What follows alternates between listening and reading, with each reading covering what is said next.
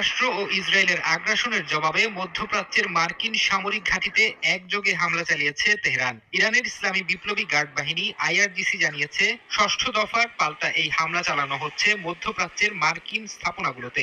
এছাড়া তেল আবিবের হাকিরিয়া কমান্ড সদর দপ্তর সহ ইসরায়েলের কয়েকটি স্থানকে ক্ষেপণাস্ত্র ও ড্রোন হামলার টার্গেট করা হয়েছে।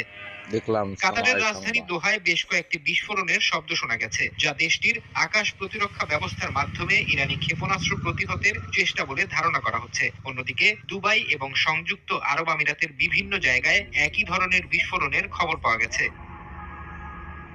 ইরাকের কুর্দিস্তান অঞ্চলের ইরবিল শহরে মার্কিন ঘাঁটিতেও আঘাত হেনেছে ইরানের ড্রোন ও ক্ষেপণাস্ত্র। ইরবিল আন্তর্জাতিক বিমানবন্দর এবং মার্কিন কনসুলেটের কাছে দফায় দফায় বিস্ফোরণে কেঁপে ওঠে পুরো শহর। এই হামলার আশঙ্কায় ইরবিলের বিদ্যুৎ কেন্দ্রে গ্যাস সরবরাহ বন্ধ করে দেওয়া হয়েছে। এতে পুরো অঞ্চল চ্যানেলটি অন্ধকারে ডুবে গেছে। সাবস্ক্রাইব করুন। দেখলাম। ইরানের হামলা